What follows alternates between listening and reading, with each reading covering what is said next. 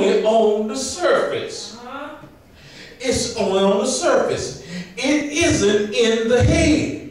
It isn't in the mind. It isn't in the life. It's just something that clung on to you just because you had to have contact. Nobody can isolate themselves and say, I'm not going to talk to anybody. You're going to have to talk to somebody. You're going to have to work with somebody. So there is always a chance that there is going to be some defilement that you're going to walk through to get around this world. Yes. It's just, now he says it's not in your head, it's not in your heart, it's not in your life. And he was just washing their feet. As long as your feet are washed, as long as your path with God is being washed, that's all you need. Your heart's already clean. Your mind is already set. Just get rid of the defilement that you get close to every day. Somebody's going to say something on your job. You got to get rid of that defilement.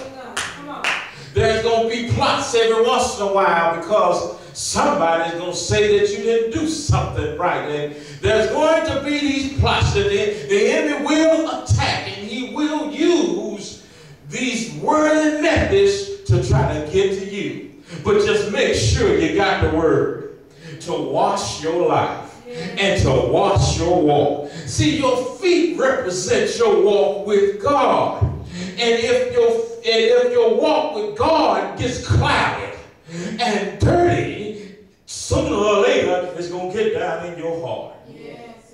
Or it's going to get down in your heart. And he says, just get rid of the defilement. And coming to church is that kind of experience. You come to get rid of something. When you come to church, you come to get something expelled. When you come to church, you come to church to get washed. We've mixed with the world all week long. We've heard all the things that the world will say. And when we come to church, we come to church to get our batteries charged. You know, there's a difference between getting your car just boosted off and getting a trickle charge. A trickle charge gets down off in the battery and beagles the battery up. A jump off, the only thing it does, it gives the car the ability to crank. How many of us have gotten jumped off and ran out of gas, and jumped off and ran out of gas? You came to church, you shouted, but you didn't get nothing down off in you. And you went home feeling good. And then the enemy balled his fist up and hit you and knocked all the joy, all the strength out of you. You got to get a trickle charge. That's why you got to fast. That's why you got to read your word so that you get a charge that will last. In the last hours of Jesus, now he tells Judas, that thing that you're going to do it quickly. Judas takes off running. The disciples think he's going to the bank. No, he was going to betray Jesus Christ. And Jesus knew that the hours were ticking away. And he's trying to put in the disciples what he needs to say to them before the hour comes. These are the last hours he's going to be around. Morning is going to come, and there's going to be a big difference by morning time.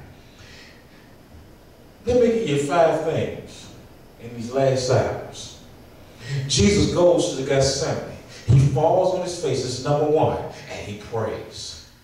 Jesus can be, the Gethsemane experience can be a lonely place because you feel nobody cares or nobody loves you and you're all alone. That's the essence of Gethsemane.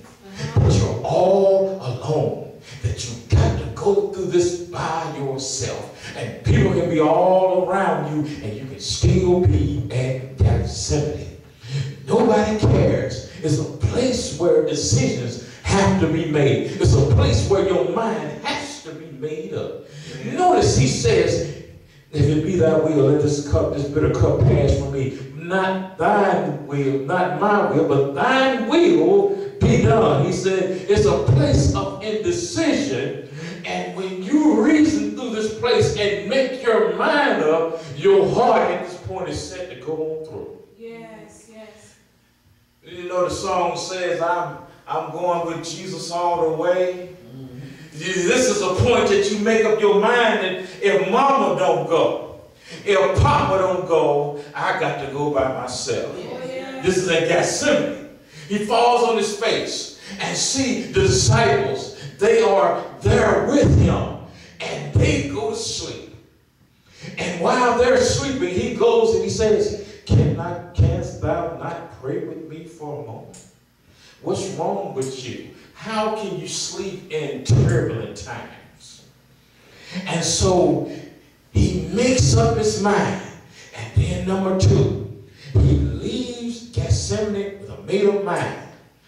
That is to face the coming trial. He leaves there because when you get through at Gethsemane, you got to get up and go. When you're facing Gethsemane, you're facing the worst thing that could ever impact your life. And when you leave there, you're leaving there with a determination. Even though the deliverance hadn't come, you're getting up to go face it. You're getting up to go face it. It's time to go. And Jesus meets the band of men that would take him into custody. And here comes Judas. And Judas tells them, the one who I kissed, that's the one who's he. Grab him and hold him fast.